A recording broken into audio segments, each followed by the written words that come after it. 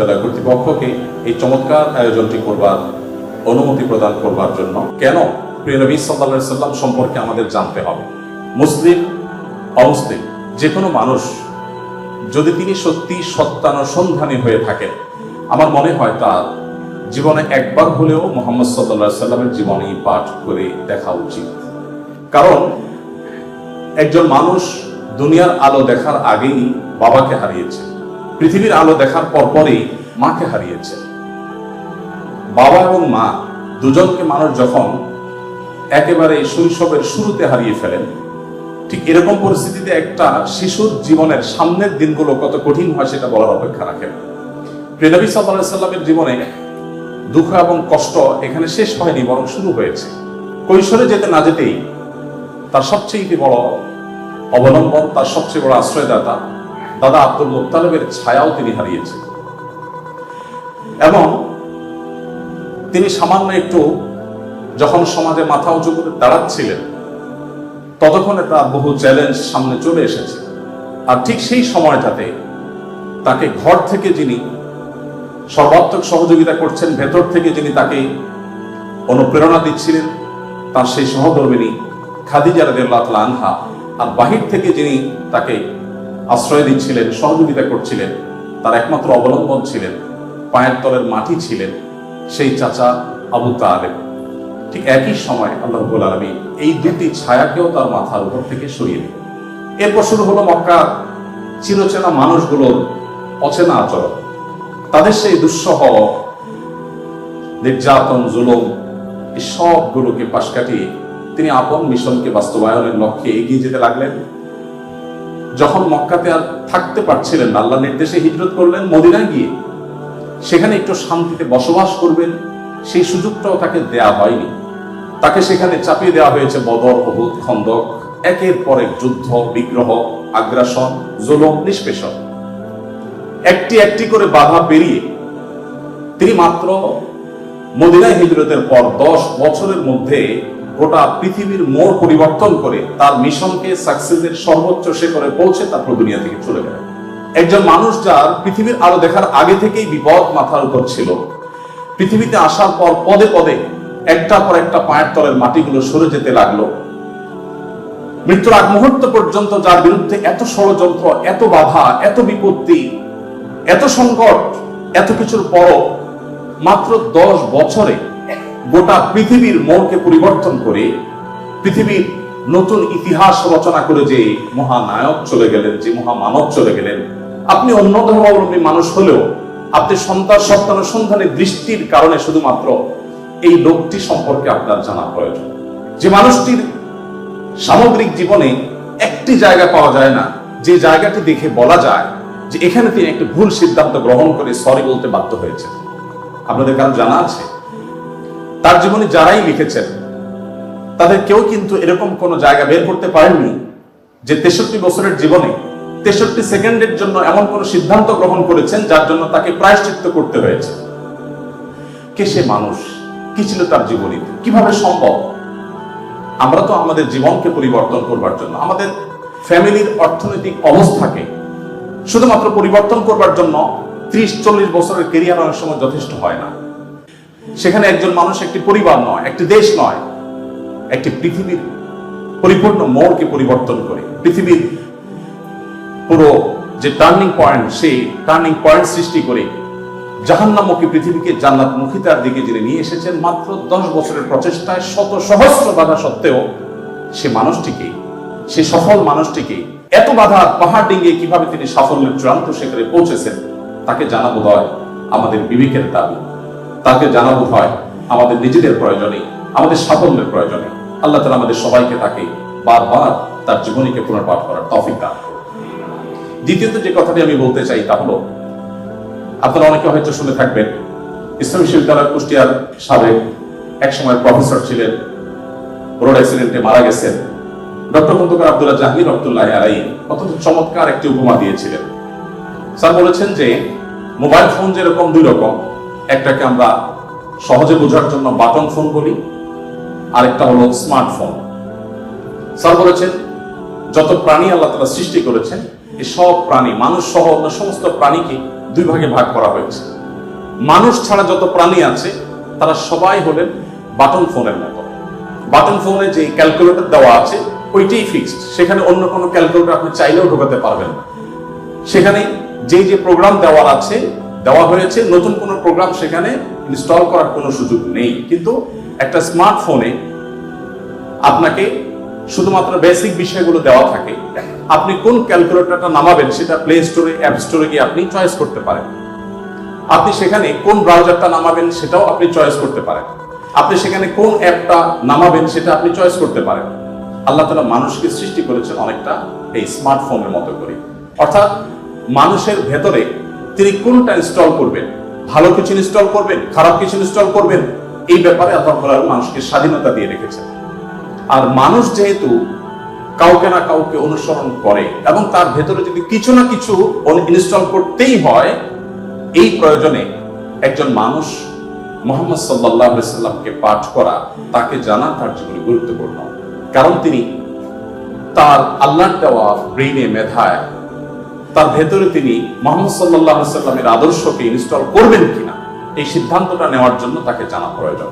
গোটা পৃথিবীতে যত মানুষ এখন ইসলামে এসেছেন, কিয়ামত পর্যন্ত হয়তো যত মানুষ ইসলামে আসবেন, তাদের সবার উপর অ্যানালাইসিস করলে তারা কি কারণে ইসলামে এসেছেন, অন্তত বিগত দিনে যারা ইসলামে এসেছেন তাদেরটা যদি অ্যানালাইসিস করা হয় তাহলে দেখা যাবে, আমি অন্তত আমার অভিজ্ঞতার আলোকে বলতে পারি, যত মানুষ ইসলাম গ্রহণ করেছেন, ইসলাম এসেছেন, আমি প্রত্যেককে নতুন মুসলিম হয়েছেন তাদেরকে জিজ্ঞাসা করার চেষ্টা করেছি কোন কারণে আপনি ইসলামে এসেছেন। কারণ আমরা মুসলমানরা তো আমাদের আচার আচরণ, আমাদের কাজ কারবার দিয়ে আপনাদেরকে অভিভূত করে ইসলামের সৌন্দর্য আমাদের কর্মকাণ্ডের মাধ্যমে ফুটিয়ে তুলেছি, এমনটি ঘটার কথা নয়।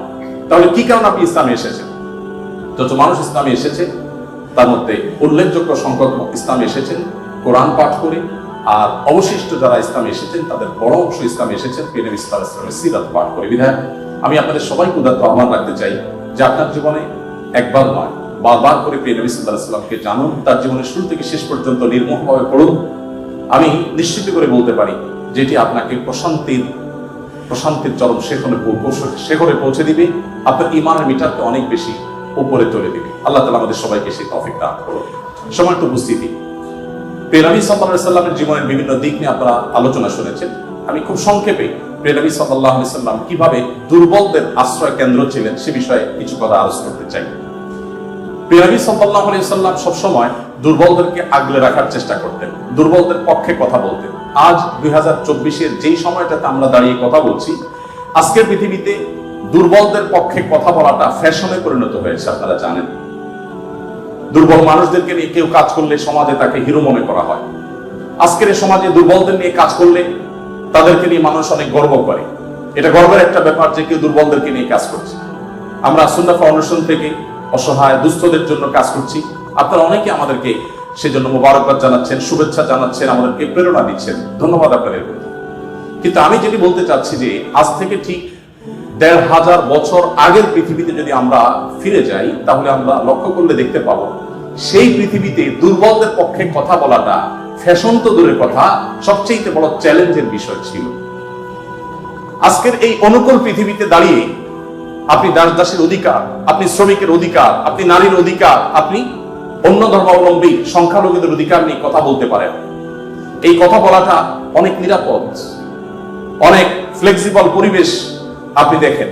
কিন্তু মুহাম্মদ সাল্লাল্লাহু আলাইহি সাল্লাম যখন দুর্বলদের পক্ষে কথা বলেছেন, তখন পৃথিবীতে দুর্বলদের পক্ষে কথা বলাটা সহজ কাজ ছিল না, এটা লাইফ রিস্কের ব্যাপার ছিল, কিন্তু সেই কাজটা তিনি করেছেন। সম্মানিত উপস্থিতি, প্রিয় নবী সাল্লাল্লাহু আলাইহি সাল্লাম তিনি দুর্বলদের পক্ষে যে কথা বলেছেন, সেটা আজ আমরা অনেকে যে দুর্বলদের পক্ষে কথা বলি নানা পার্থিব উদ্দেশ্যে, তার সেই দুর্বলদের পক্ষাবলম্বনটা পার্থিব কোনো উদ্দেশ্যে ছিল না। আমরা অনেকে আজ দুর্বলদের পক্ষে কথা বলি কোন সংস্থার কোন প্রজেক্ট পাওয়ার জন্য। আমরা অনেকে দুর্বলদের পক্ষে কথা বলি কোন প্রজেক্ট পেয়েছি সেই টাকা হালাল করবার জন্য। আমরা অনেকে দুর্বলদের পক্ষে কথা বলি সোশ্যাল মিডিয়াতে প্রচুর লাইক কমেন্ট পাওয়া যাবে সেজন্য। আমরা অনেকে দুর্বলদের পক্ষে কথা বলি এর পেছনে আমাদের পার্থিব কোনো স্বার্থ আছে সেই কারণে। মুহাম্মদ সাল্লাল্লাহু আলাইহি সাল্লাম সেই ব্যক্তি ছিলেন যিনি দুর্বলদের পক্ষে কথা বলেছেন প্রচন্ড প্রতিকূল পরিবেশে। তার সেই কথার বিপরীতে তাকে থ্যাঙ্কস বলার মতো পৃথিবীতে কোনো মানুষ ছিল না। মুহাম্মদ সাল্লাল্লাহু আলাইহি সাল্লাম দুর্বলদের পক্ষে কি বলেছেন এটা নিয়ে ঘন্টাকে ঘন্টা কথা বললেও কি করেছেন তাদের জন্য ঘন্টাকে ঘন্টা আলোচনা করলেও শেষ হবে না, কিন্তু সময় খুবই সংক্ষিপ্ত। আমি এই জন্য মোটা দাগে মূল কথাগুলোতে চলে যেতে চাই। সর্বপ্রথম যেটি বলতে চাই, প্রিয় নবী সাল্লাল্লাহু আলাইহি সাল্লামের আবু দাউদ, তিরমিজি এবং নাসাই বর্ণিত এক হাদিস থেকে আমরা জানতে পারি, তিনি বলেছেন, তোমরা তোমাদের যে সমস্ত দুর্বল মানুষরা আছে সেই সমস্ত দুর্বল মানুষদের ব্যাপারে আমার কাছে তালাশ করবে, খোঁজ খবর নিবে, তাদের জন্য কোনো কিছুর প্রয়োজন হলে আমাকে বলবে। কেন? কারণ তোমরা জানো যে তোমাদের আল্লাহ তাআলার তরফ থেকে যে রিজিক প্রাপ্ত হও, ফাইন্নামা তুরজাকুন ওয়া তুনসারুনা বিদুআফাইকুম, তোমাদের যারা দুর্বল আছেন সে দুর্বল এবং অসহায় মানুষগুলোর উসিলায়, তাদের কারণে আল্লাহ তাআলা তোমাদেরকে যুদ্ধ বিগ্রহে শত্রুর বিপক্ষে জয় দিয়ে থাকেন, সেগুলো তাদের কারণে দেন। আবার একই ভাবে তোমাদের যে রিজিক আল্লাহ তাআলা দিয়ে থাকেন, এই রিজিকটা তোমাদের মধ্যে থাকা যে দুর্বল মানুষগুলো আছে তাদের কারণে আল্লাহ তাআলা দিয়ে থাকেন। সম্মানিত উপস্থিতি, এই হাদিসের মাধ্যমে নবী সাল্লাল্লাহু আলাইহি সাল্লাম বোঝাতে চেয়েছেন তার আশেপাশে দুর্বল মানুষেরাই বেশি থাকে। আপনারা জানেন বেলাল, আম্মার, সোহেব, আরো যে সমস্ত সাহাবী ছিলেন, সালমান ফারসি রাদিয়াল্লাহু তাআলা আনহু সহ, এই সমস্ত অসহায় মানুষগুলো একাধারে বহিরাগত, বাহির থেকে আসা। আরবের মানুষরা বাহিরের মানুষদেরকে মানুষ মনে করতে কুণ্ঠাবোধ করে অনেকে, বা বেশিরভাগ। সেই সময়ের বাস্তবতা ছিল অনেকটা সেরকম। নবী করিম সাল্লাল্লাহু আলাইহি সাল্লাম সেই পরিস্থিতিতে বাহির থেকে আসা সালমান ফারসি শুধু তার পরামর্শে গোটা মদিনার চতুর্পাশে পরীক্ষা খনন করা সেই কষ্টসাধ্য কাজ শুরু করে দিয়েছিলেন। তিনি বেলাল রাদিয়াল্লাহু তাআলার মতো একজন নিগ্রো, ইথিওপিয়ান এবং বাহির থেকে আসা কৃতদাস ছিলেন, সেই মানুষটিকে নবী সাল্লাল্লাহু আলাইহি সাল্লাম মুয়াজ্জিন বানিয়েছেন। আজ আমাদের সমাজে মুয়াজ্জিন মানে খুব সাদামাটা একটা পদ, তখন মুয়াজ্জিন ছিলেন নবী করিম সাল্লাল্লাহু আলাইহি সাল্লামের পর সবচেয়ে মসজিদের মধ্যে থাকা সম্মানজনক পদ। নবী করিম সাল্লাল্লাহু আলাইহি সাল্লাম এভাবে দুর্বল সাহাবীদেরকে যে আগলে রাখতেন, দুর্বল সাহাবীদের মধ্যে তিনি থাকতেন এমন ভাবে যে আজ নেতারা যদি অন্যদের সাথে চলে, নেতা কে এটা পরিচয় দেওয়ার প্রয়োজন হয় না। কোন পাওয়ারফুল ব্যক্তি, কোন নেতা, তিনি যদি তার অনুসারীদেরকে সাথে নিয়ে অনুসারীদের বেষ্টিত হয়ে হাঁটেন, তো তাকে চেনার জন্য কারো জিজ্ঞেস করতে হবে না। আমাদের প্রিয় নবী সাল্লাল্লাহু আলাইহি সাল্লাম তিনি যখন সাহাবীদের মধ্যে বসা থাকতেন, তখন বাহির থেকে আসা মানুষরা জিজ্ঞেস করতে হতো, মান ফিকুম মুহাম্মদ, তোমাদের মধ্যে মুহাম্মদ লোকটা কে? আপনি চিন্তা করুন, তার বসার মোড়টা এমন ছিল যে অন্য 10 জন সাধারণ সাহাবীর মধ্যে তিনি নিজেকে মিশিয়ে ফেলতেন। তার মধ্যে কোনো অহংকার ছিল না, এমন ভাবে দুর্বলদের সাথে নিজেকে মিশিয়ে ফেলতেন যে বাহির থেকে আসা মানুষ তার অ্যাটিটিউড দেখে, তার বডি ল্যাঙ্গুয়েজ দেখে চেনার কোনো উপায় ছিল না যে মুহাম্মদ নেতা লোকটি কে, সাল্লাল্লাহু আলাইহি ওয়াসাল্লাম। সম্মানিত উপস্থিতি, ঠিক একই ভাবে আমরা জানি নবী করিম সাল্লাল্লাহু আলাইহি ওয়াসাল্লাম কারা জান্নাতবাসী, জান্নাতি লোকদের মার্কা কি, সেটা বলতে গিয়ে বলেছেন যে আলা আখবিরুকুম বিআহলিল জান্নাহ, তোমাদেরকে কি আমি বলে দিব না যে তোমাদের মধ্যে বিচরণকারী মানুষদের মধ্যে কারা কারা জান্নাতি, জান্নাতি হিসাবে তোমরা কাদেরকে সুধারণা করতে পারো, তাদের আলামত কি, যে আলামত দেখে তুমি অনুমান করবে, আন্দাজ করবে লোকটা জান্নাতি। নবী করিম সাল্লাল্লাহু আলাইহি ওয়াসাল্লামের পর নিজে জবাব দিয়ে বলেছেন, কুল্লু দাঈফিন মুতাদাঈফ, যে সমস্ত মানুষগুলো দুর্বল, বিনয়ী, নিরীহ, এই মানুষগুলো জান্নাতি। অর্থাৎ যদি তাদের ঈমান অন্য সব বিষয়গুলো ঠিকঠাক থাকে, পাশাপাশি তিনি যদি নিরীহ গোছের হন, বিনয়ী হন, বিনম্র হন, তিনি যদি খুব বেশি অহংকারী, অনেক বেশি রূঢ় স্বভাবের না হন, তাহলে এই মানুষগুলো জান্নাতি হওয়ার এটি একটি বড় লক্ষণ। এখানে নবী করিম সাল্লাল্লাহু আলাইহি ওয়াসাল্লাম দুর্বলতাকে জান্নাতি হওয়ার বা বিনয়কে জান্নাতি হওয়ার লক্ষণ হিসেবে উল্লেখ করেছেন। এখান থেকে বোঝা যায় দুর্বলতার অবস্থান তার কাছে কেমন ছিল।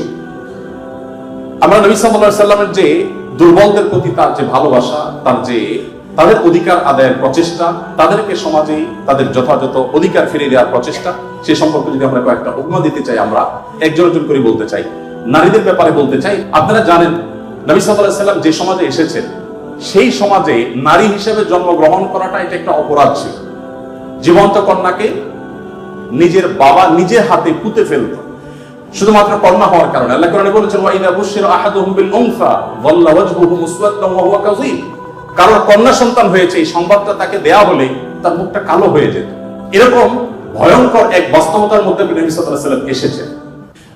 আমি আবারও বলছি, আজকের সমাজে নারী অধিকার নিয়ে কথা বলা এটা অনেক সহজ। নারী অধিকার নিয়ে কথা বলা মানুষগুলো জন্মেরও বহু বছর আগে নবী সাল্লাল্লাহু আলাইহি ওয়াসাল্লাম শুধু নারী অধিকার নিয়ে কথা বলেন নাই, জীবন্ত কবরস্থ করা হতো যেখানে কন্যা সন্তানকে, সেই জায়গা থেকে তুলে নারীকে সবচেয়ে সম্মানের সর্বোচ্চ আসনে বসিয়ে তারপর তিনি দুনিয়া থেকে গেছেন। নবী সাল্লাল্লাহু আলাইহি ওয়াসাল্লাম নারীদের জন্য কি করেছেন? কোরআনে আল্লাহ তাআলা বলেছেন, ওয়াশিরুহুন্না বিল মারুফ, হে পুরুষেরা তোমরা তোমাদের স্ত্রীদের সাথে যথাযথভাবে সুন্দরতম উপায়ে তাদের সাথে বসবাস করো, তোমাদের জীবনাতিপাত করো, সংসার করো ভালোভাবে, খারাপভাবে তাদের সাথে তোমরা সংসার করবে না, সতর্ক করেছেন। কোরআনে কারিমে একটি সূরা আছে, আপনারা জানেন, সূরার নাম হলো সূরাতুন নিসা, অর্থাৎ নারীগণের সূরা। কোরআনে কিন্তু পুরুষগণের সূরা নামে কোনো সূরা নেই, সূরাতুর রিজাল নামে কোনো সূরা নেই, কিন্তু সূরাতুন নিসা নামে সূরা আছে, এবং সেটা ছোটখাটো 2-4-5 আয়াতের সূরা না, কোরআনের সবচেয়ে বড় সূরাগুলোর একটি। এবং কোরআনে শুধুমাত্র নারীদের বিধিবিধান বর্ণনা করবার জন্য সূরা তাহরিম, সূরা তালাক, অনেকগুলো সূরা আল্লাহ তাআলা নাযিল করেছেন স্পেশাল নারীদের বিধিবিধান বর্ণনা করবার জন্য। পুরুষদের জন্য আলাদা কোনো স্পেশাল বিধিবিধান, তাদের অধিকার, তাদের করণীয়, তাদের বিষয়গুলোকে আলোকপাত করবার জন্য কোনো আলাদা স্পেশাল কোনো সূরা নেই। কোরআনে আল্লাহ রাব্বুল আলামিন নারীদের সম্পর্কে যত আলোচনা করেছেন, শুধু সেগুলোই ঘন্টায় ঘন্টা আলোচনা করলে শেষ করা যাবে না। প্রিয় নবী সাল্লাল্লাহু আলাইহি সাল্লাম তার, আপনারা জানেন, একাধিক স্ত্রী ছিলেন। একাধিক স্ত্রী থাকলে দাম্পত্য জীবনে টুকটাক মনোমালিন্য হয়, তার ক্ষেত্রেও হয়েছে। তিনি কখনো কোন নারীর গায়ে আঘাত করেননি, কোন নারীকে কখনো প্রহার করেননি, তার জীবনে একটি বারের জন্য সেই ঘটনা ঘটেনি। আপনারা অনেকে হয়তো শুনে থাকবেন, উহুদের যুদ্ধে প্রিয় নবী সাল্লাল্লাহু আলাইহি সাল্লামের তরবারি একজন সাহাবীকে দেওয়া হয়েছে। তিনি দূর থেকে লক্ষ্য করলেন একজন নারী খুব বিভৎস একটি দৃশ্যের অবতারণা করেছে, তার নাম ছিল হিন্দা, আপনারা জানেন। তিনি নবী করিম সাল্লাল্লাহু আলাইহি সাল্লামের প্রিয় চাচা লাশ কেটে কলিজা বের করে চাবাচ্ছে, এরকম নির্মম এবং পাশবিক অত্যন্ত ভয়ঙ্কর একটি চিত্র ওই সাহাবী দেখতে পেয়ে নবী সাল্লাল্লাহু আলাইহি সাল্লামের তরবারি তার হাতে, তিনি দৌড়ে দূর থেকে আফসা আফসা দেখছেন, কাছাকাছি গেলেন, কাছাকাছি গিয়ে দেখতে পেলেন, দূর থেকে তিনি বুঝতে পারেন না যে ইনি ভদ্রলোক না ভদ্র মহিলা। খুব কাছে এসে দেখলেন যে তিনি একজন নারী। তিনি তখন বলেছেন পরবর্তীতে যে আমি তরবারিটা তুলেছিলাম যে তার শিরকে আমি তার ধড় থেকে, দেহ থেকে আলাদা করে দিব, কিন্তু তৎক্ষণাৎ আমার মনে হলো এই তরবারিটা তো সেই মানুষটা যে মানুষ কোনোদিন কোনো নারীর গায়ে আঘাত করেন নাই। আমি যত কঠিন দৃশ্যই দেখি না কেন, আমি নবী সাল্লাল্লাহু আলাইহি সাল্লামের তরবারি দিয়ে কোনো নারীকে আঘাত করতে পারি না। তিনি সেই অবস্থাতে এরকম ভয়ঙ্কর একটি দৃশ্য দেখার পরও নবী করিম সাল্লাল্লাহু আলাইহি সাল্লামের জীবন চরিত্রের মধ্যে তিনি নারীদেরকে যেভাবে সম্মান দিতেন, মর্যাদা দিতেন, শুধুমাত্র সেই বিষয়টিকে স্মরণ করে তরবারিকে খাপে ঢুকিয়ে তিনি সেখান থেকে ফিরে এলেন।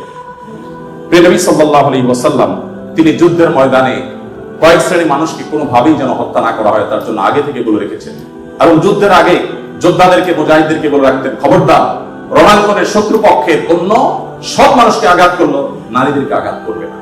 আপনারা এই জন্য সাহাবীদের মধ্যে পুরুষ সাহাবীদের শহীদ হওয়ার অনেক লম্বা ফিরিস্তি বা লিস্ট আপনারা দেখতে পান, মহিলা সাহাবীদের লিস্ট খুব বেশি একটা দেখা যায় না। যদিও পুরুষদের আল্লাহর জন্য জীবন উৎসর্গ করার এই পথের সর্বপ্রথম পথ নির্দেশ করেছেন যিনি, অবাক করা বিষয় হলো তিনি একজন নারী, সুমাইয়া রাদিয়াল্লাহু তাআলা আনহা।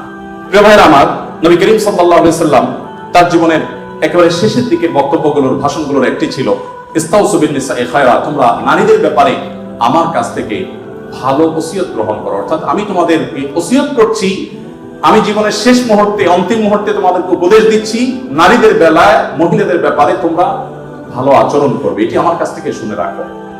নবী করিম সাল্লাল্লাহু আলাইহি ওয়াসাল্লাম তিনি তিনটি জিনিসকে খুব বেশি ভালোবাসতেন, তিনটি জিনিস তার কাছে খুব বেশি প্রিয় ছিল, আপনারা অনেকে হাদিসটি জানেন। তার একটি ছিল সুগন্ধি, তিনি পারফিউম, আতর খুব পছন্দ করতেন। আরেকটি ছিল সালাত, নামাজ, এটি তার চক্ষু শীতলতার কারণ ছিল, তার অনেক ভালো লাগতো নামাজ আদায় করতে। আরেকটি ছিল নারী।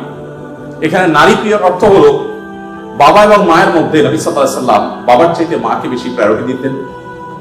সন্তানের মধ্যে ছেলে এবং মেয়ের মধ্যে মেয়েকে বেশি ভালোবাসতেন, এত বেশি ভালোবাসতেন যে নবী সাল্লাল্লাহু আলাইহি ওয়াসাল্লামকে আল্লাহ তাআলা ছেলে সন্তান দিয়েছেন, তাদের সবাইকে শৈশবে মৃত্যু দিয়েছেন, তার একমাত্র 4টি কন্যা সন্তানকে বাঁচিয়ে রেখেছেন।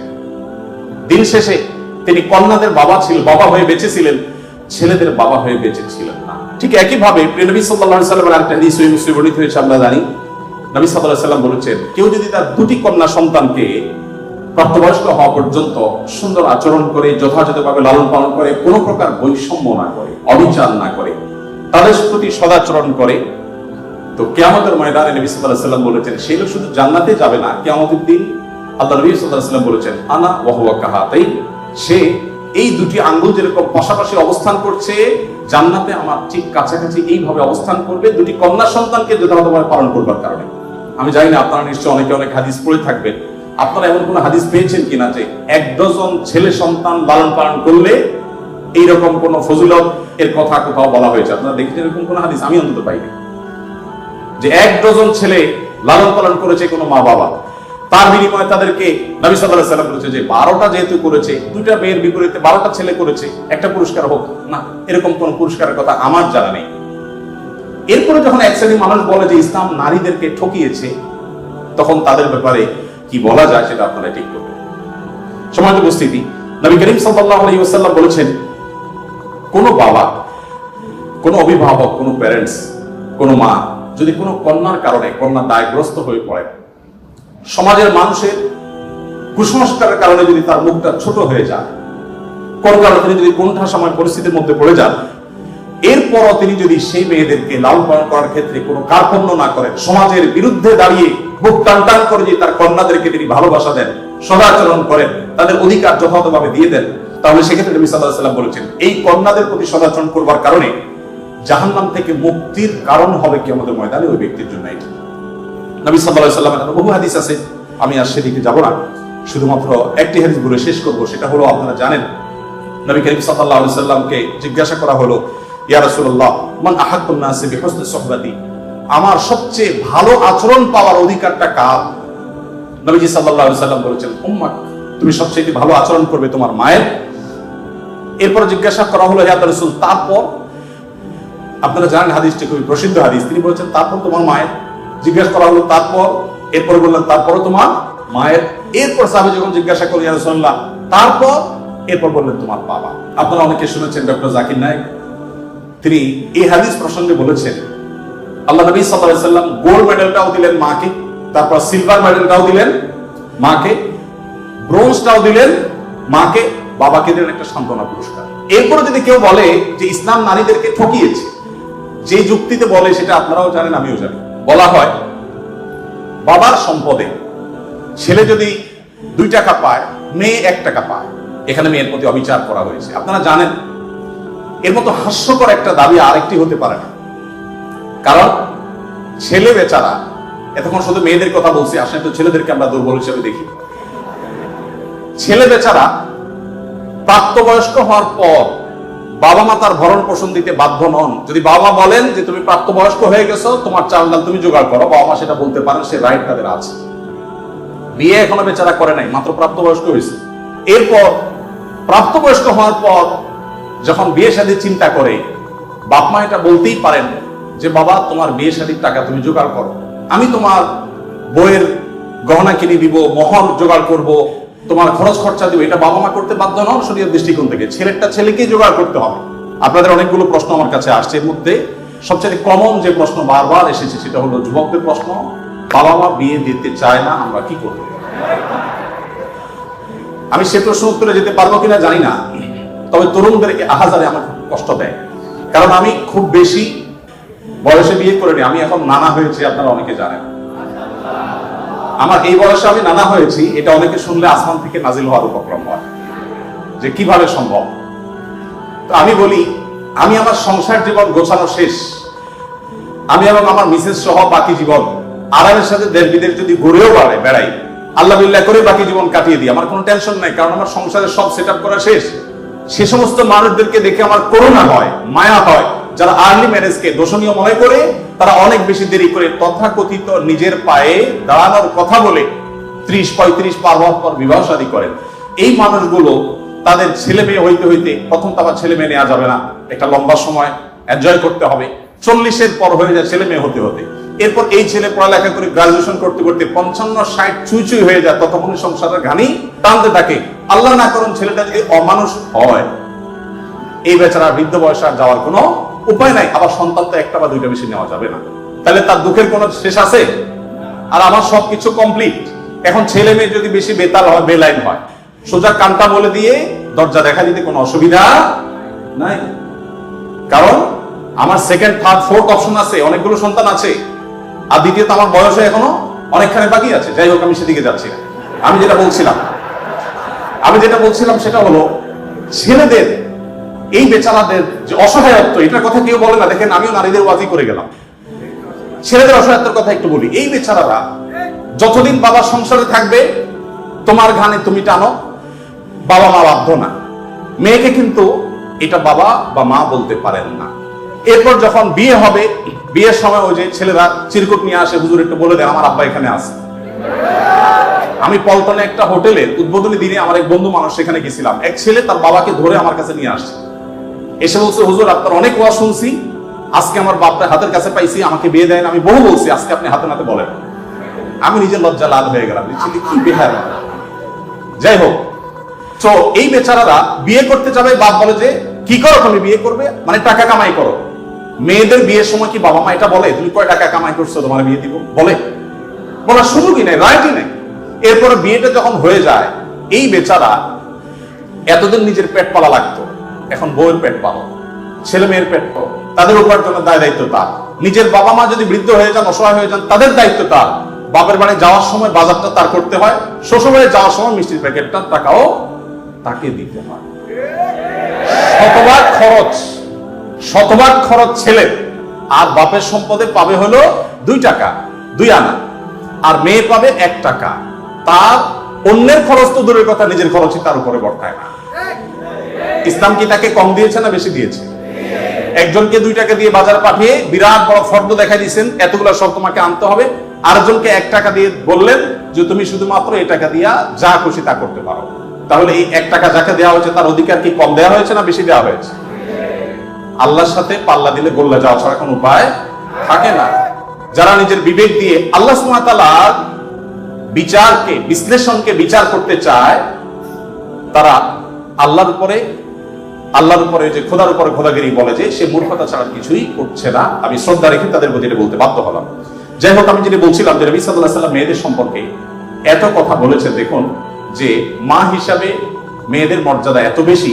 ইমাম মালিক রাহমাতুল্লাহ আলাইহি একটি চমৎকার কথা বলেছেন। তিনি বলেছেন যে আল আম্বিয়া আবুল বানাত, আপনারা অবাক হবেন, যত নবী রাসূল পৃথিবীতে এসেছেন বেশিরভাগ নবী রাসূলদেরকে আল্লাহ তাআলা ছেলে সন্তান না দিয়ে মেয়ে সন্তান দিয়েছেন।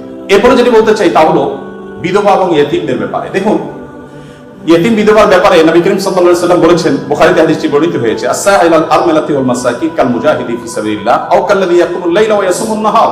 যে ব্যক্তি কোনো বিধবা ব্যয়ভারের দায়িত্ব গ্রহণ করবে, যে ব্যক্তি কোনো ইয়েতিমের লালন পালনের দায়িত্ব গ্রহণ করবে, অভিভাবকত্বের দায়িত্ব গ্রহণ করবে, নবী সাল্লাল্লাহু আলাইহি ওয়াসাল্লাম বলেছেন এই ব্যক্তি আল্লাহর রাস্তায় রণাঙ্গনে জিহাদরত ব্যক্তি আল্লাহর কাছে যে মর্যাদা লাভ করবে, নিজের জায়গায় বসে থেকে অসহায় বিধবার দায়িত্ব, বিধবা ভাতা দিয়ে তার দায়িত্ব গ্রহণ করলে এই ব্যক্তিকে আল্লাহ তাআলা সেই মর্যাদা দান করবেন।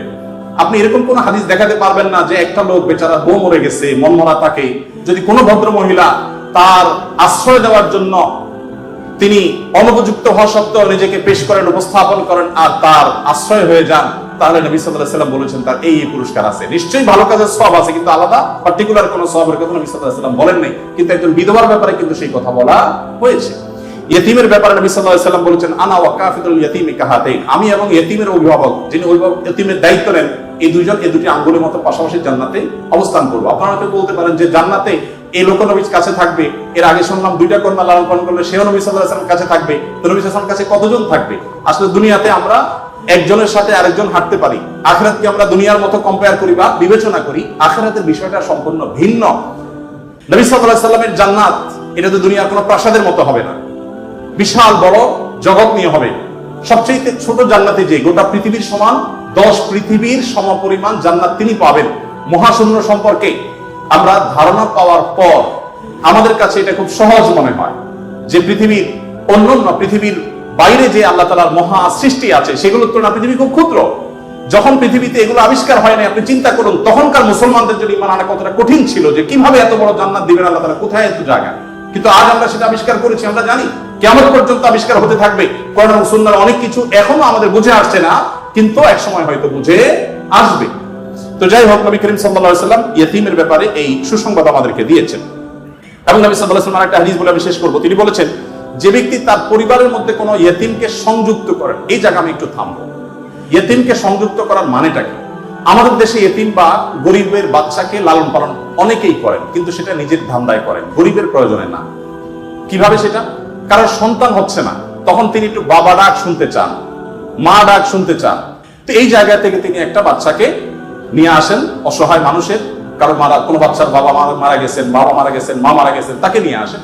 সেই বাচ্চাটাকে এনে লালন পালন করেন এবং মনে করেন আমি অনেক সওয়াবের কাজ করছি। আপনি অবশ্যই সওয়াবের কাজ করছেন না যদি আপনার উদ্দেশ্য হয় আপনার যে মা ডাক শোনা, বাবা ডাক শোনা সেটা, আর যদি আপনার উদ্দেশ্য হয় যে না আমি তাকে লালন পালন করতে চাই, সে তার মায়ের কাছেই থাকুক, আমি তার ভরণ পোষণ দিব, তার পড়াশোনা খরচ চালাবো, তার অভিভাবকত্ব করবো, তাকে আশ্রয় দিব, তাহলে আপনি এই হাদিসের সুসংবাদ পাবেন ইনশাআল্লাহ তাআলা। আপনি যদি নিজে পার্থিব কোনো স্বার্থে তাকে লালন পালন করেন তাহলে এই হাদিসের মর্যাদা আপনি লাভ করবেন না। নবী করিম সাল্লাল্লাহু আলাইহি ওয়াসাল্লাম মুসনাদ আহমদে বর্ণিত একটা হাদিসে আসছে, তিনি বলেছেন যে এক ব্যক্তি তার কাছে বলেছে, আল্লাহর রাসূল আমার অন্তরটা অনেক শক্ত, আমি খুব শক্ত হৃদয়ের মানুষ, আমার মনটা নরম হয় না, আপনি আমাকে কোনো একটা পরামর্শ দিন। নবী সাল্লাল্লাহু আলাইহি ওয়াসাল্লাম বলেছেন তুমি ইতিমের মাথায় হাত বুলাবে, তোমার মন নরম হবে এবং সেই সাথে অসহায়দের তুমি খাদ্য দান করবে, আহার দিবে। এই দুটি কাজ যদি তুমি করো তাহলে তোমার অন্তরের কাঠিন্য দূর হয়ে যাবে। আমাদের অনেকের মধ্যে এই অভিযোগ আছে আমরা এই আমলগুলো করতে পারি। নবী সাল্লাল্লাহু আলাইহি ওয়াসাল্লাম দুর্বলদের মধ্যে যারা দাস দাসী ছিলেন তাদের জন্য কি করেছেন আপনারা অনেকে জানেন। ইসলামের অনেকগুলো গুরুত্বপূর্ণ বিধিবিধান আছে, এর মধ্যে থেকে একটা হলো দাস দাসী মুক্ত করার বিধান। যদি কোনো পুরুষ, কোনো স্বামী যদি তার স্ত্রীকে মায়ের সাথে তুলনা করেন, মায়ের সাথে তুলনা করার একটা পর্যায়ে আছে যেটাকে ইসলামী ফিকহের পরিভাষায় জেহার বলা হয়।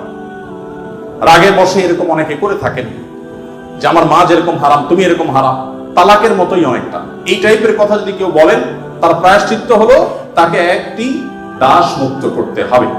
কেউ যদি ইচ্ছাকৃতভাবে রোজা ভঙ্গ করেন তাহলে তার প্রায়শ্চিত্ত হলো তাকে একটি দাস মুক্ত করতে হবে। কেউ যদি শপথ করে শপথ রক্ষা না করেন, ভঙ্গ করেন, তাহলে তাকে দাস মুক্ত করতে হবে। কেউ যদি কোনো মানুষকে হত্যা করেন, ভুলে হত্যা করেন, তার প্রায়শ্চিত্তগুলোর মধ্যে থেকে একটা হলো তাকে দাস মুক্ত করতে হবে। এভাবে ইসলাম অনেকগুলো ভুলের প্রায়শ্চিত্ত হিসাবে অন্য কোনো অপশনের চাইতে দাস মুক্তিকে প্রায়োরিটি দিয়েছে, গুরুত্ব দিয়েছেন। নবী সাল্লাল্লাহু আলাইহি ওয়াসাল্লাম বারবার বলেছেন, কারণ তিনি চাইতেন মানুষ দাস না থাকুক, মানুষ মুক্ত হয়ে যাক। নবী সাল্লাল্লাহু আলাইহি ওয়াসাল্লাম আজকের পৃথিবীর মতো ফ্যাক্টরি রেভলিউশনের পর মানুষের মুক্তির জন্য বা দাস প্রথার বিরুদ্ধে তিনি কথা বলেছেন এমন না। আমি আগেই বলেছি আজ পৃথিবীতে বহু দুর্বলদের পক্ষে কথা বলা মানুষ পাবেন, তার সবগুলোই বেশিরভাগই দেখবেন স্বার্থের কারণ।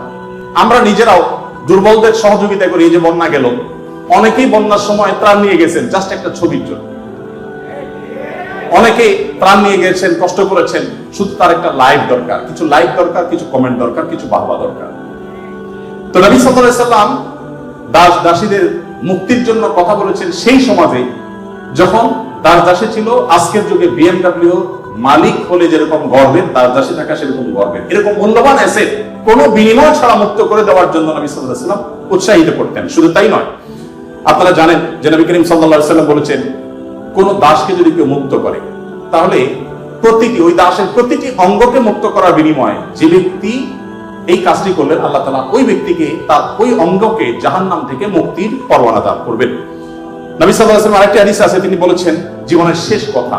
নবী সাল্লাল্লাহু আলাইহি ওয়াসাল্লামের জীবনের শেষ কথা কি আমরা জানি, অনেকে জানি, আস-সালাতু আস-সালাত ওয়া মা মালাকাত আইমানুকুম। অর্থাৎ নবী করিম সাল্লাল্লাহু আলাইহি ওয়াসাল্লামের জীবনের শেষ কথা ছিল তোমরা নামাজের ব্যাপারে দায়িত্বশীল থাকবে, নামাজের ব্যাপারে দায়িত্বশীল থাকবে এবং তোমাদের দাস দাসীদের ব্যাপারে দায়িত্বশীল আচরণ করবে। এটা ছিল তার জীবনের শেষ কথা। একটা মানুষের কাছে দাস দাসীদের অধিকার কত গুরুত্বপূর্ণ হলে, অধীনস্থ মানুষগুলোর অধিকার কত গুরুত্বপূর্ণ হলে জীবনের শেষ কথা এটা বলে চলে যান যে তোমরা তাদের ব্যাপারে খবরদার সদাচরণ করবে, তাদের প্রতি কোনো জুলুম অবিচার করবে না। আপনারা অনেকে আবু মাসউদ আস-সাদি রাদিয়াল্লাহু তাআলা আনহুর নাম শুনেছেন। আবু মাসউদ আস-সাদি রাদিয়াল্লাহু তাআলা আনহু তার একজন দাসকে প্রহার করছিলেন, অধীনস্থকে, কাজের লোককে প্রহার করছিলেন। নবী সাল্লাল্লাহু আলাইহি ওয়াসাল্লাম পেছন থেকে বললেন, হে আবু মাসউদ, সাবধান, শুনে রাখো আবু মাসউদ, আল্লাহু আকবার আলাইকা মিনকা আলাই, তুমি এই দাসের প্রতি যতটা পাওয়ার রাখো, হোল্ড করো, আল্লাহ তাআলা তোমার উপর তার চেয়ে বেশি পাওয়ার হোল্ড করেন, মাইন্ড ইট। এই কথা শোনার পর আবু মাসউদ আনসারী রাদিয়াল্লাহু তাআলা আনহু সেই দাসকে মুক্ত করলেন, বলে ইয়া রাসূলুল্লাহ আমি তাকে মুক্ত করে দিলেন। তখন নবী সাল্লাল্লাহু আলাইহি ওয়াসাল্লাম বলেছেন যদি তুমি আজ তাকে মুক্ত না করতে জাহান্নাম তোমাকে স্পর্শ করত। আব্দুল্লাহ ইবনে ওমর রাদিয়াল্লাহু তাআলা আনহু বলেছেন আমি নবী করিম সাল্লাল্লাহু আলাইহি ওয়াসাল্লামকে বলতে শুনেছি যে ব্যক্তি কোন দাসের প্রতি জুলুম করবে, তাকে অন্যায়ভাবে প্রহার করবে, তার কাজের লোককে, অধীনস্থ লোককে, তার প্রায়শ্চিত্ত হলো সেই অধীনস্থ লোকটাকে সে মুক্ত করে দিতে হবে, দাস মুক্ত করে দিতে হবে, যেটা সহজ কোনো ব্যাপার ছিল না। তখন বুখারীর একটি বিশ্ববিখ্যাত হাদিস, স্বর্ণের অক্ষরে যেটা টানিয়ে রাখা দরকার আমাদের বাসা বাড়িতে, নবী সাল্লাল্লাহু আলাইহি ওয়াসাল্লাম বলেছেন ইখওয়ানুকুম খাওয়ালুকুম, তোমাদের ভাই ব্রাদার যারা তারাই তোমাদের অধীনস্থ কাজের মানুষ। এই মানুষগুলো সম্পর্কে নবী সাল্লাল্লাহু আলাইহি ওয়াসাল্লাম বলেছেন জাআলাহুল্লাহু তাহতা আইদিকুম, তাদেরকে আল্লাহ তাআলা তোমাদের অধীনস্থ করে দিয়েছেন। এর মধ্যে ইঙ্গিত রয়েছে আল্লাহ চাইলে তোমাকে তার অধীনে করে দিতে পারতেন। অতএব ফামান কানা আখুহু তাহতা ইয়াদি, যে ব্যক্তি তার ভাই তার অধীনে থাকবে, অর্থাৎ কোনো দাস কোনো দাসী অথবা যে কোনো কাজের মানুষ, এখানে দাস দাসী কথা বলা হয়নি, যে কোনো কাজের লোক অধীনস্থ মানুষ যদি কারোর অধীনে থাকে, ফালইউতআইনহু মিম্মা ইয়াকুল, তাহলে সে যা খায় একই কোয়ালিটির খাবার জন্য তাকে অফার করে, এবং সে যা পোশাক পরে একই কোয়ালিটির পোশাক জন্য তাকে পরা। একটু থামতে চাই এখানে। আপনি একটু কল্পনা করুন, এমন একজন মানুষের যিনি অনেক পয়সার মালিক, অনেক বড় পদ হোল্ড করেন, তিনি তার ড্রাইভার তার জন্য যখন পোশাক কিনছিলেন, একই সময় তার নিজের পোশাকও কিনছিলেন, একই পোশাক যেটা তার জন্য কিনেছেন, সেম পোশাক ড্রাইভারের সাইজ অনুযায়ী একই কোয়ালিটির একই কালারের একই জিনিস ড্রাইভারের জন্য কিনেছেন। এই দৃশ্যটা কি কল্পনা করা যায়? আজকের বাস্তবতা এটা কি খুব সহজ বিষয় মনে হয়? আমরা তো অনেকে অধীনস্থ মানুষদের পাশে বসে খাবো এটাকেই দোষী বিষয় মনে করি। আমরা কিন্তু নিজেদেরকে সভ্য দাবি করি। আজকের পৃথিবীর মানুষের সভ্যতা যেখানে গিয়ে ঠেকবে, নবী সাল্লাল্লাহু আলাইহি ওয়াসাল্লাম তিনি এবং তার সাহাবা ইকরাম পৃথিবীকে যেই জায়গায় রেখে গেছেন সভ্যতার, সেখানে পর্যন্ত আজকের পৃথিবীর সভ্যতার সর্বোচ্চ শিখরে গিয়ে পৌঁছতে পারবে। নবী করিম সাল্লাল্লাহু আলাইহি ওয়াসাল্লাম তিনি তাকে একবার জিজ্ঞাসা করা হলো যে, হে আল্লাহর রাসূল, আমাদের যে কাজের লোক আছে, খাদেম আছে, এই লোকগুলো যত ভুল করে কয়বার মাফ করা যায় আপনি একটু বলেন? মানে একটা সীমা আছে তো, কতবার মাফ করা যায়? নবী করিম সাল্লাল্লাহু আলাইহি ওয়াসাল্লাম চুপ থাকলেন। লোকটা আবার একই কথা বললেন, নবী সাল্লাল্লাহু আলাইহি ওয়াসাল্লাম চুপ থাকলেন। তিনি আবার যখন বললেন, নবী করিম সাল্লাল্লাহু আলাইহি ওয়াসাল্লাম বলেছেন, দিনে 70 বার মাফ করবা। এর মানে হলো তুমি নিজেকে নিয়ন্ত্রণহীন করবে না। এই বিষয়ে অবশ্য ওয়াজ করা অনেক সহজ, আমল করা অনেক কঠিন। আল্লাহ তাআলা আমাদেরকে আমলের তৌফিক দান করুন। এভাবে নবী করিম সাল্লাল্লাহু আলাইহি ওয়াসাল্লাম দুর্বলদের পক্ষে, দুর্বলদের অধিকার আদায়ের জন্য অনেক কথা বলেছেন। সেই সময় যখন দুর্বলদের পক্ষে কথা বলা আজকের মতো ফ্যাশনের বিষয় ছিল না। আজ যারা অধিকারের কথা বলে, তাদের জন্মেরও হাজার বছর আগে প্রিয় নবী সাল্লাল্লাহু আলাইহি ওয়াসাল্লাম এই মানুষগুলোর অধিকার আদায় করে উন্নতির চরম শিখরে রেখে গেছেন। পৃথিবী আবার তাদেরকে অবলম্বন করেছে, আর সেজন্য আমাদেরকে কথা বলতে হচ্ছে। সম্মানিত উপস্থিতি, নবী করিম সাল্লাল্লাহু আলাইহি ওয়াসাল্লাম তিনি অন্য ধর্মাবলম্বীদের অধিকার নিয়ে যত কথা বলেছেন, অনেক লম্বা কথা বলতে হবে, আমার হাতে একেবারে সময় নেই। আমি শুধু এটুকু বলবো, আল্লাহ তাআলা কোরআনে কারিমে বলেছেন, লা ইয়ানহাকুমুল্লাহু আনিল লাযিনা লাম ইউকাতিলুকুম ফিদ-দীন ওয়া লাম ইখরিজুকুম মিন দিয়ারিকুম আন তাবাররুহুম ওয়া তুকসিতু ইলাইহিম ইন্নাল্লাহা ইউহিব্বুল মুকসিতিন। যে সমস্ত অন্য ধর্মাবলম্বীরা তোমাদেরকে তোমাদের দেশ থেকে বের করে দেয়নি, তোমাদের উপর কোনো যুদ্ধ চাপিয়ে দেয়নি, অর্থাৎ শান্তিপূর্ণ সহাবস্থান করছে, তাদের প্রতি সদাচরণ করতে তোমাদের আল্লাহ তোমাদেরকে নিষিদ্ধ করেনি না, বরং আল্লাহ তাআলা সদাচরণকারী, ন্যায়নিষ্ঠ আচরণকারীকে ভালোবাসেন। তার মানে সংখ্যালঘুদের প্রতি, অন্য ধর্মাবলম্বীদের প্রতি কোন মুসলিম যদি সদাচরণ করে, এই লোক আল্লাহর ভালোবাসা পাবে। বাংলাদেশে মানুষ ধর্মপ্রাণ, এদেশে ওলামা ইকরাম দায়িত্বশীল। এই জন্য আমি প্রায় বলি, আমাদের আশেপাশে অন্য যে কোনো দেশের সংখ্যালঘুদের চাইতে আমাদের দেশের সংখ্যালঘুরা আলহামদুলিল্লাহ অনেক ভালো আছে, সেজন্য আমরা অনেক হ্যাপি এবং সুখী। আমরা চাই তারা আরো ভালো থাকে। আমাদের আশেপাশে বিভিন্ন দেশে বহু ধর্মীয় দাঙ্গা হয়েছে, শত শত মানুষ মারা গেছে। বাংলাদেশে আজও পর্যন্ত কখনোই ধর্মীয় দাঙ্গায় শত শত মানুষ তো দূরের কথা, ডজন ডজন মানুষ মারা গেছে, এমন কোন ঘটনা কখনো শোনা। সংখ্যালঘুদের নির্যাতনের যে সমস্ত বিচ্ছিন্ন ঘটনা ঘটে, এটা আমরাও জানি, আমাদের সংখ্যালঘু ভাই বোনেরাও জানেন। এটা দিন শেষে রাজনৈতিক ফায়দা হাসিলের নীল নকশা ছাড়া আর কিছুই নয়। বাংলাদেশের সবচেয়ে বড় ধর্মীয় শিক্ষা প্রতিষ্ঠান হাটহাজারী মাদ্রাসা ঠিক কোল ঘেঁষে একটা মন্দির, আমি সেই মাদ্রাসার ছাত্র।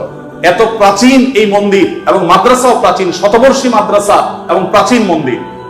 কেউ বলতে পারবে না যে মাদ্রাসার হাজার হাজার ছাত্রের কেউ কোনোদিন একটা ঢিল সেই মন্দিরে নিক্ষেপ করেছেন অথবা মন্দির থেকে পাল্টা এরকম কিছু হয়েছে, কেউ বলতে পারবে না।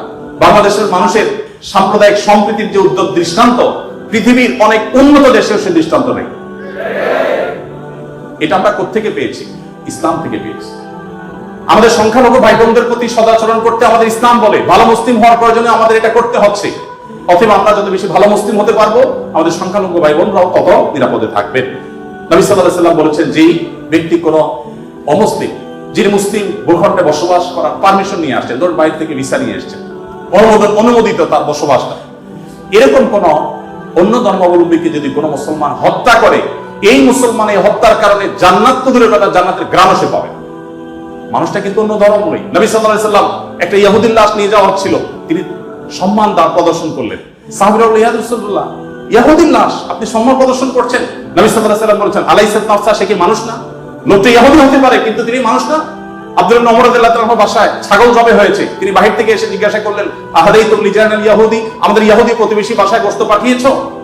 বাসার লোকজন বলল না তো।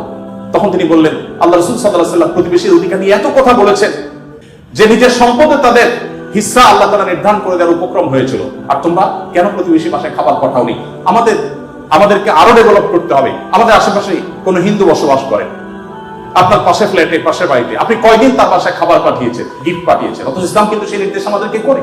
যাই হোক, নবী করিম সাল্লাল্লাহু আলাইহি ওয়াসাল্লাম চতুষ্পদ জন্তু, পশু পাখির প্রতি তার যে দয়া ছিল, তারা দুর্বল, তারা অসহায়, তাদের পক্ষে নবী সাল্লাল্লাহু আলাইহি ওয়াসাল্লামের যে অবস্থান ছিল, একবার আপনারা জানেন বিখ্যাত হাদিস, নবী সাল্লাল্লাহু আলাইহি ওয়াসাল্লাম বলেছেন যে অনেক আগের একটি ঘটনা, এক লোক তিনি যাচ্ছিলেন কোথাও পানি পান করার জন্য, কোন একটা কুয়াতে তিনি নেমেছেন, উঠে দেখতে পেলেন একটি কুকুর পিপাসায় সেরকম ফুসফুস করছে। তখন তিনি তার পোশাক খুলে পানিতে চুবিয়ে চিবিয়ে ওই কুকুরকে খাওয়ালেন। এই হাদিসটি দুই রকম আছে, একজন পুরুষের ক্ষেত্রে আছে, তিনি তার পায়ের মোজা খুলেছেন, একজন নারীর কথা আছে, তিনি তার ওড়না খুলে এই কাজটি করেছেন। ওই নারী ব্যভিচারিণী হওয়া সত্ত্বেও আল্লাহ তাআলা একটি প্রাণীর প্রতি এই ভালোবাসা, এই সম্প্রীতি দেখাবার জন্য তাকে মাফ এবং নাজাত দিয়ে দিয়েছেন।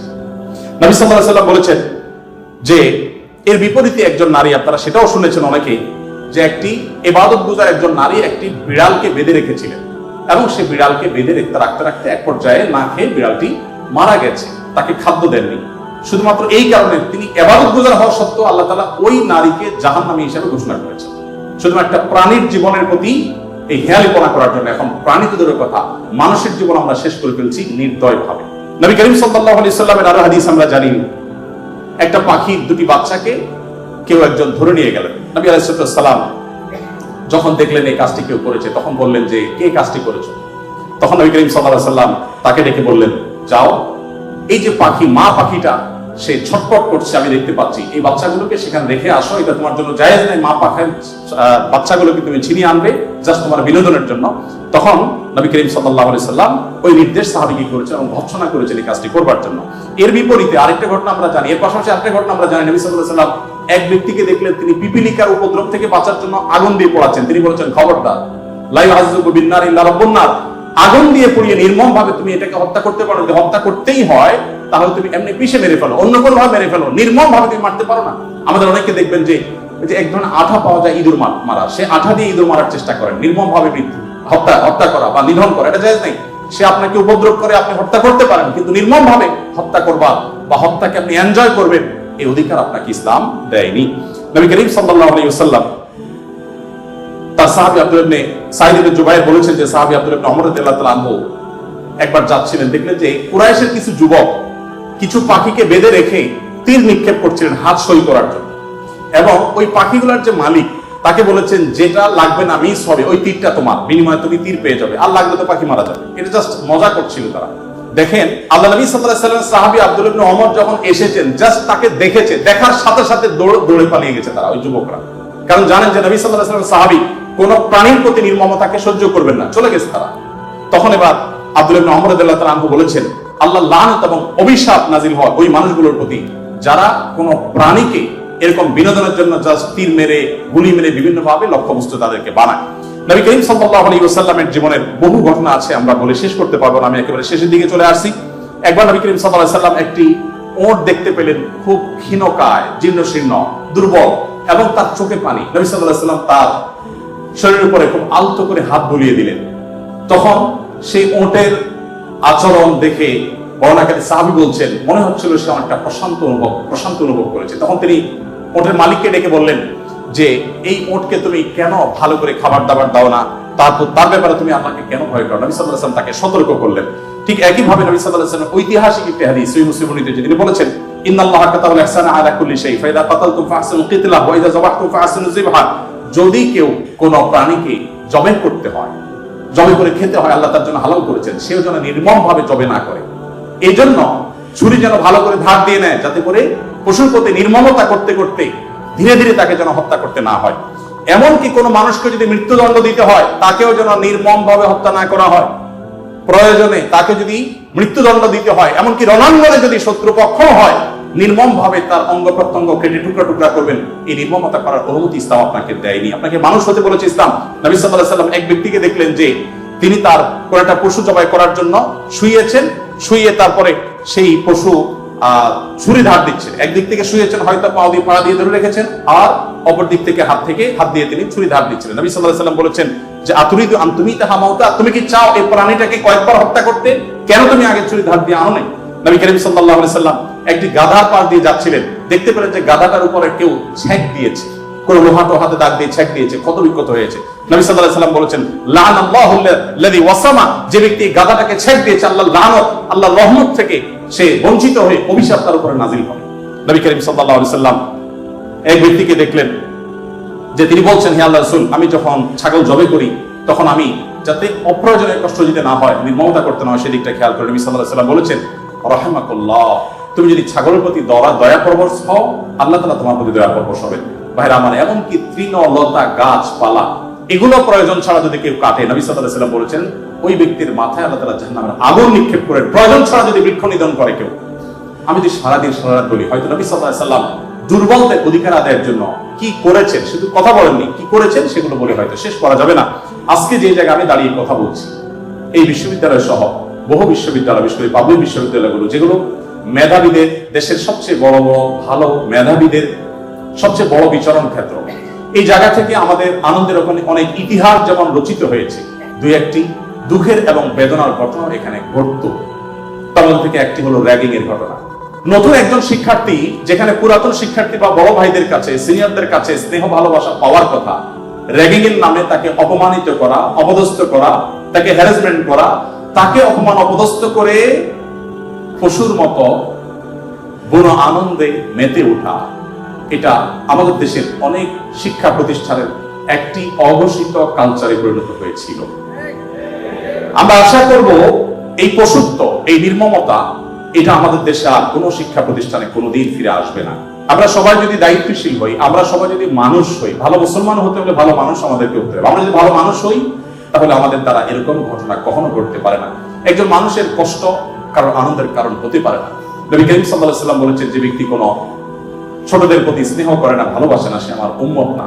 ছোট এবং জুনিয়রদের প্রতি যদি স্নেহ মমতা না থাকে, ভালোবাসা না থাকে, সে আজ যা হোক নবী করিম সাল্লাল্লাহু আলাইহি ওয়াসাল্লামের উম্মত হিসাবে পরিচিতি পাবে না। অতএব র্যাগিং এর এই অপসংস্কৃতিকে ঝেঁটিয়ে শিক্ষা প্রতিষ্ঠানগুলো থেকে বিদায় করতে হবে আপনাদেরকে। সবাই রাজি আছেন ইনশাআল্লাহ? আল্লাহ তাআলা আমাদের সবাইকে সেই তৌফিক দান করুন। আজকের এই আয়োজন, এত সুন্দর একটি আয়োজন করবার জন্য কর্তৃপক্ষকে আমি ধন্যবাদ জানাই, এবং বিশেষভাবে ধন্যবাদ জানাই আমাকে এখানে এসে কিছু কথা বলবার সুযোগ দেওয়ার জন্য। আমার কথার মধ্যে যদি সঠিক কিছু বলে থাকি আল্লাহর তরফ থেকে, ভুল কিছু বলে থাকলে সেটি আমার তরফ থেকে, শয়তানের তরফ থেকে। আল্লাহ তাআলা আমাদের সবাইকে নবী করিম সাল্লাল্লাহু আলাইহি ওয়াসাল্লামের রঙে রঙিন হওয়ার তৌফিক দান করুন, তার আদর্শ হওয়ার তৌফিক দান করুন। জাযাকুমুল্লাহু খাইরা। আসসালামু আলাইকুম ওয়া রাহমাতুল্লাহি।